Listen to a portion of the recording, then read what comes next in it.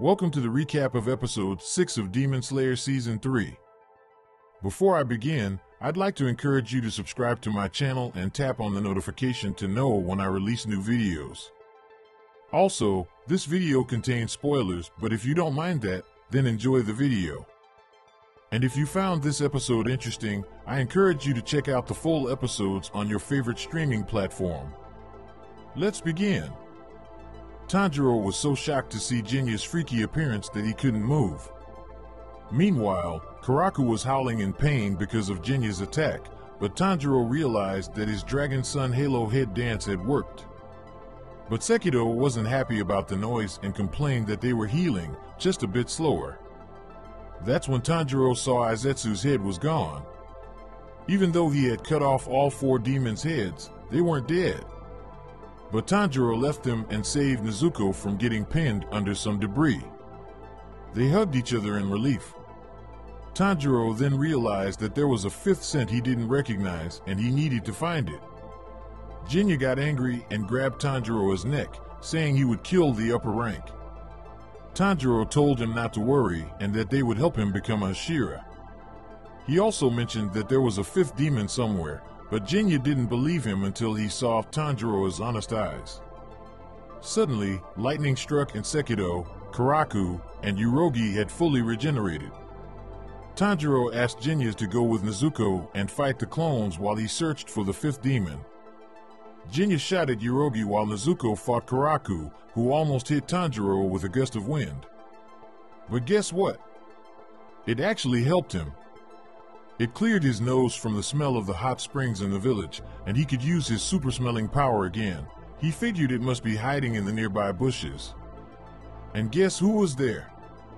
It was Hantengu, the demon who was all scared and crying.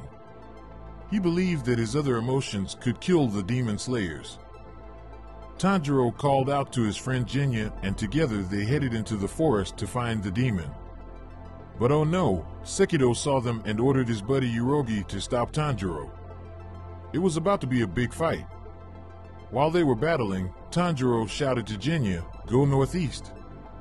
The demon is hiding low." They had to work together to defeat this tricky demon of joy. But then something crazy happened.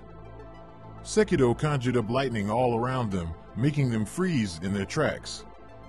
Tanjiro told Jinya to run to the forest while he called on his sister Nezuko for help. He wanted her to attack Sekido and stop the lightning. But just as Nezuko rushed to the rescue, she got hurt. Aizetsu impaled her with his weapon, a Yari. Meanwhile, Gyako, another demon, asked the trapped Mr. Hashira if he felt any pain. The poor Hashira was struggling, trying to stab through a water pot. It looked really tough. But the demon was thrilled by his struggle. He thought it was super creative. Aizetsu held Nezuko against a tree and told her not to fight back. He wanted to shock her, so he called on Sekido. But all of a sudden, Tanjiro cut off Sekido's hand with his red blade. Sekido noticed something strange about Tanjiro. He was not only faster but also stronger than what their leader Muzan had described. Tanjiro sliced Yurogi's wing and mouth with ease. He was on fire. Nezuko, being the awesome sister she is, grabbed Aizetsu's head and pulled herself through his weapon's shaft. Then she tackled him and set the demon of sorrow ablaze. While all this was happening, Tanjiro tried to slash Karaku, the demon of pleasure. But the tricky demon used a gust of wind to pin him down. Karaku then turned his attention to Jinya in the forest, but he got a surprise too. Tanjiro cut off his arm. Tanjiro quickly told Jinya to go right and south. Jinya zooms through the wild woods, desperately trying to spot the sneaky demon. He wonders if it's hiding with some fancy blood demon art tricks.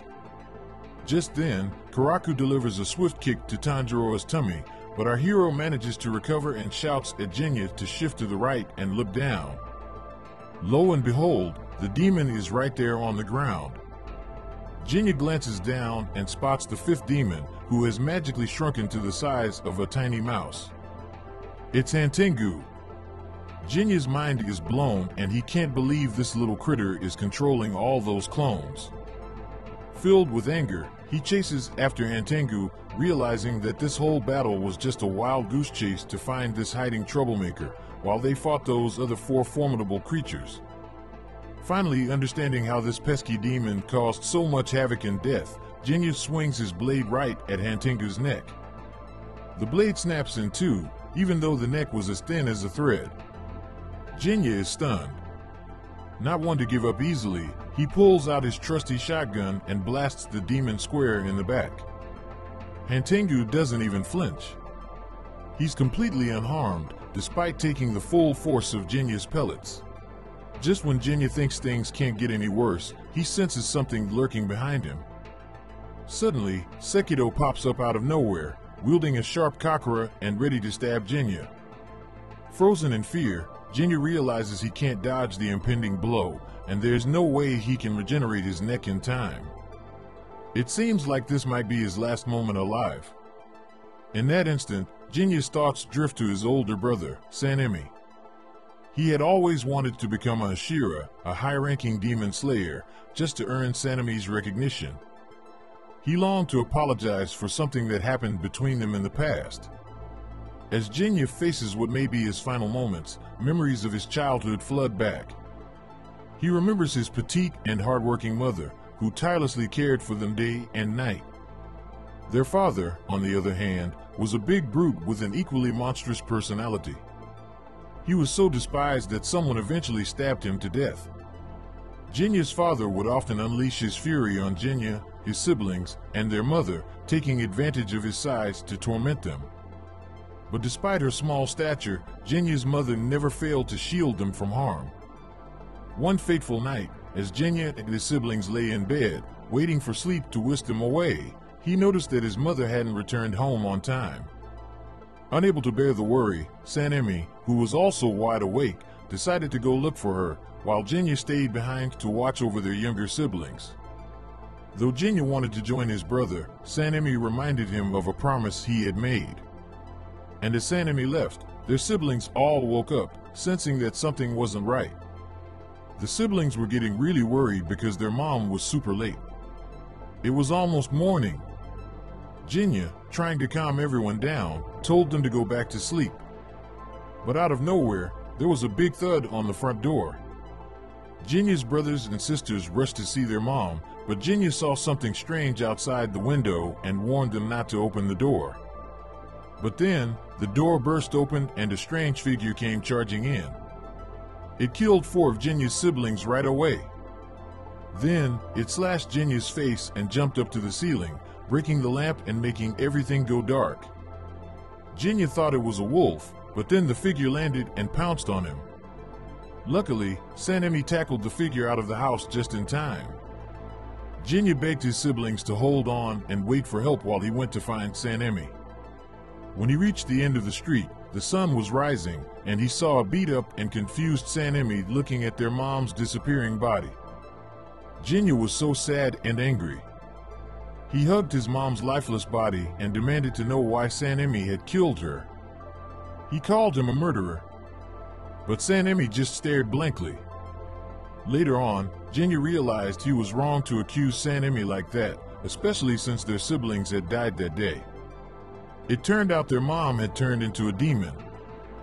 Jinya thought about what Sanemi must have gone through that night, fighting and killing their mom, the person they loved. And then being blamed unfairly by Jinya, even though they promised to protect the family together. One day, as Sanemi and Jinya walked down the street with supplies, Sanemi said they had to be the ones to protect the family now. He said that even though their dad was gone, their mom and siblings would be lonely without a father figure. From that day forward, they would take care of their mom and siblings. Jinya said they had always been doing that anyway, and it made Sanemi smile. Jinya thought he was going to die and wanted to apologize to Sanemi. He wondered why his brother's smiling face was the last thing he would see before he died. He felt useless because he couldn't use a breathing technique like the Hashiras. He tried so hard, but it seemed pointless. He remembered when Sanemi insulted him, saying they couldn't possibly be brothers and telling him to quit the Demon Slayer Corps. Jinya begged him to explain why he was pushing him away. Suddenly, Tanjiro shouted Jinya's name and told him not to give up. Tanjiro rushed forward, slicing off Sekido's hand and saving Jinya from getting hurt. Tanjiro reassured him and told him to keep trying and never give up. He reminded Jinya of his dream to become a Hashira. Just then, Izetsu appeared and attacked them with his weeping spears. Tanjiro wasn't hurt, but Jinya got a bunch of wounds. Jinya knew he couldn't defeat the demon, so he asked Tanjiro to do it instead. Izetsu lunged at him, and Jinya shot his shotgun at the demon. Tanjiro ran through the forest, following the scent of the fifth demon. He saw Hantengu running away and chasing after him. They entered a clearing, and Tanjiro swung his bright red blade at the upper-ranked demon. If you enjoyed this video, please like it, and don't forget to subscribe to find out what happens in the next episode. Stay tuned for upcoming videos.